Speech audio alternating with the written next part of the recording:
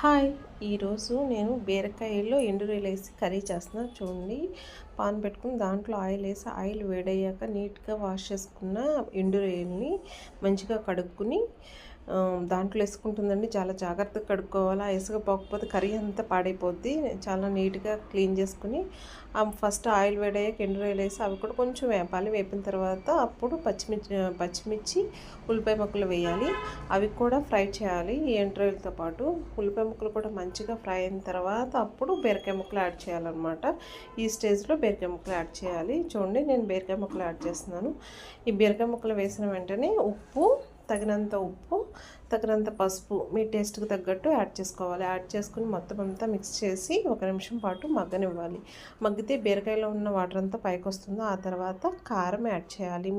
మీరు ఎంత తింటారో దానికి తగ్గట్టు కారం యాడ్ చేసుకోండి. కారం యాడ్ చేసిన తర్వాత కొంచెం